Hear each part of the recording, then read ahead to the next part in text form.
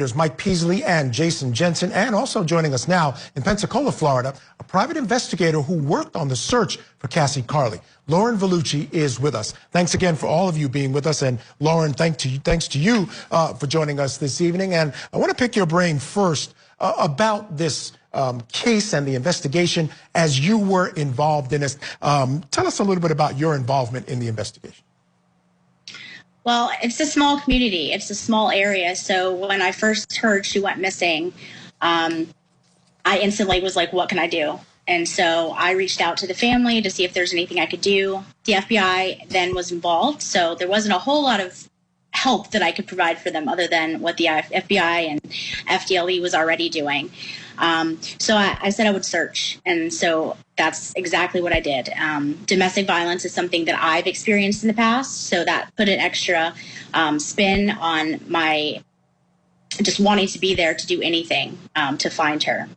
All right, so tell us about this search and where you searched and how that came together and the folks that got involved.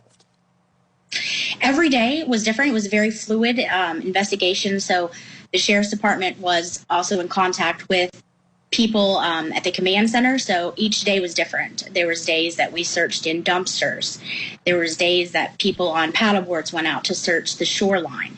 There were days that we passed out flyers and just put them anywhere that we could possibly think of. We went to an old amusement park that was in the 90s that was completely wooded and went in there to see if we could find anything. So it was constantly changing, and it was really anywhere that they sent us, we were going. All right. Now, I also understand that you attended a vigil. Tell us about that vigil and who put that together and how that went. Yeah, so the searchers, the command center, her family, her friends, we didn't even know if they would be there because the news had just came down that they had found their body. But as you can tell in the last segment, her sister, her family, her friends are so strong. They wanted to be there. So they got on Facebook and said, come out, we're going to celebrate her life. And sunset was her favorite time. And so that's exactly what we did. And boy, the community showed up. They all came out. We had some wonderful just things about Cassie that made us feel like we personally knew her, the sheriff there speaking, and it was good. It was a good thing. I think it brought a lot of closure to not only the family, but to the community and the people who feel like they now know Cassie because of this. You know, Jason Jensen, I want you to speak to how important it is, this community involvement, folks going out, doing this type of searching, holding these type of vigils. All that plays a part in helping to solve these types of crimes.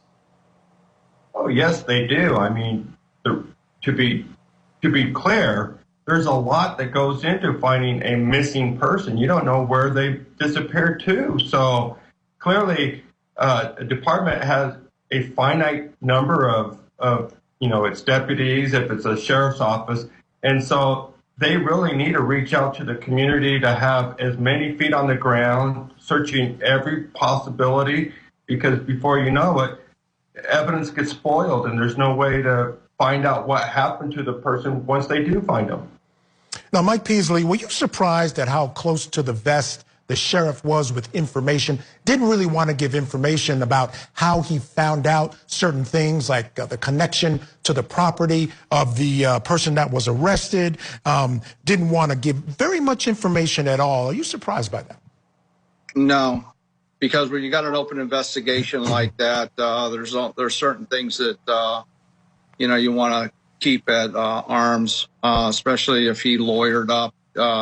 The state has, obviously evidence that the sheriff has. They know what's going on with the state attorney's office or district attorney's office. So it doesn't surprise me that he was closed-lipped with that. Now, the person arrested, Marcus Spanavelo, I'm not sure exactly how to pronounce his name. I do want to emphasize he is innocent until proven guilty, so we do not know if he was, in fact, connected to this. But, Lauren, I want to check in with you. When you found out what the ultimate result of the search was and what was found, what was your reaction to that? Well, I'm sure you were hoping against hope that she would be found alive, but unfortunately that wasn't the case. Yeah, it was crushing. We were actually out there waiting to get our next area to search. when the press conference happened, and we all kind of watched it together, and it was crushing. But I knew that that was what the family wanted, was to be able to find her and to bring her home.